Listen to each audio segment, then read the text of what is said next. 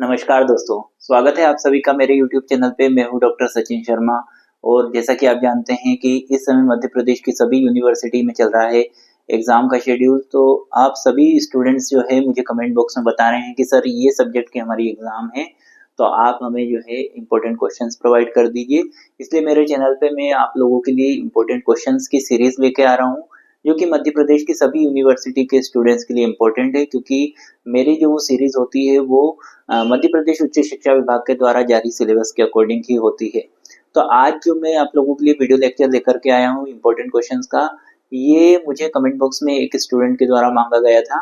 तो ये है बीकॉम थर्ड ईयर के स्टूडेंट्स के लिए इम्पोर्टेंट।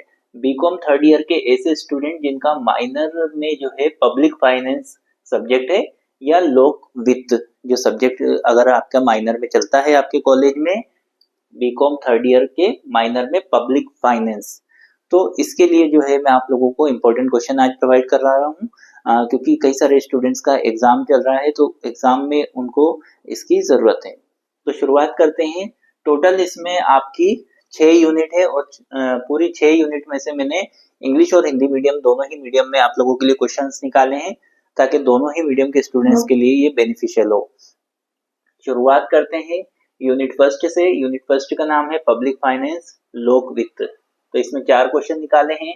पहला क्वेश्चन है, what is public finance, discuss it's nature, scope and importance in economic development. लोक वित्त क्या है, इसके स्वभाव, क्षेत्र और आर्थिक विकास में इसके महत्व की विवेचना कीजिए।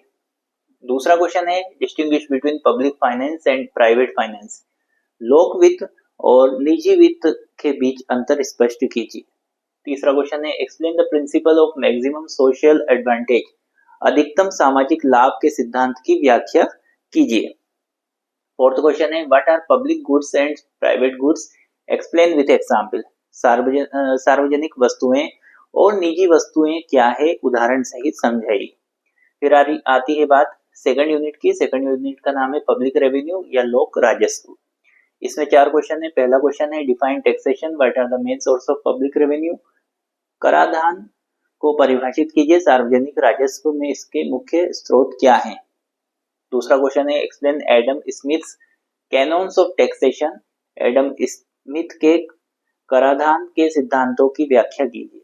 तीसरा क्वेश्चन है, discuss the characteristics of Indian tax structure and recent tax reforms.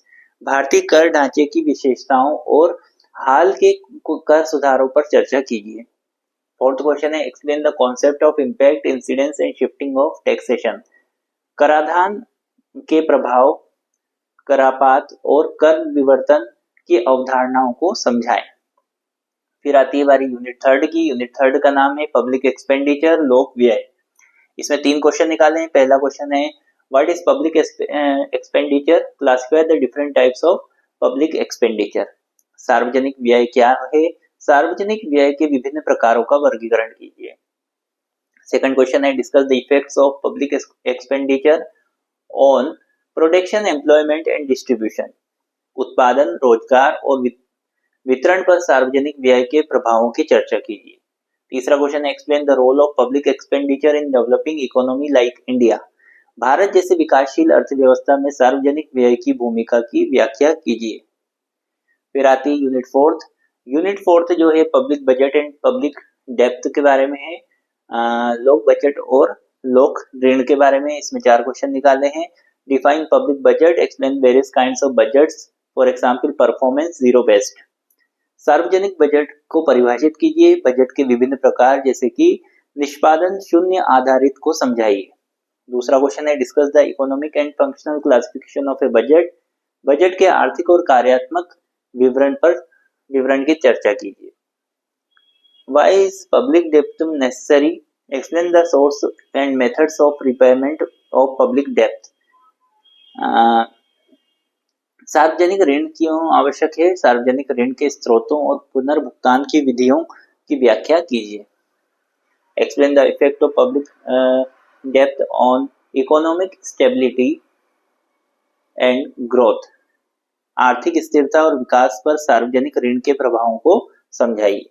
फिर आती है बारी यूनिट 5 की, federal finance and local finance, संघीय वित्त और स्थानीय वित्त की बात करते हैं। 3 क्वेश्चन इसमें से मैंने आप लोगों के लिए निकाले हैं। पहला क्वेश्चन है, explain the principles of division of financial resource between central and state government of India.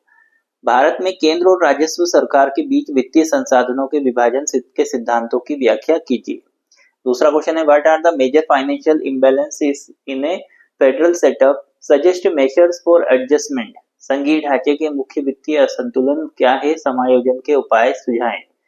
तीसरा क्वेश्चन है, discuss the source of revenue and financial responsibility of local bodies, panchayat municipalities. स्थानीय निकायों, पंचायत, नगरपालिका के राजस्व के स्रोतों और वित्तीय उत्तरदायित्वों की चर्चा कीजिए। फिर आती है बारी 6th यूनिट की। 6th यूनिट का नाम है मॉनेटरी एंड फिस्कल पॉलिसी, मैट्रिक और राजकोषीय नीति। इसमें 3 क्वेश्चन निकाले हैं। पहला क्वेश्चन है, define monetary policy, explain its objectives and importance in India. मैट्रिक नीति को परिभाषित कीजिए, भारत में इसके उद्देश्यों और महत्व की व्याख्या कीजिए। दूसरा क्वेश्चन है, what is fiscal policy, explain its components and its role in economy. राजकोषीय नीति क्या है, इसके घटकों और अर्थव्यवस्था में इसकी भूमिका की चर्चा कीजिए। तीसरा क्वेश्चन है, highlight the drawback of India's fiscal policy and suggest measures to improve it.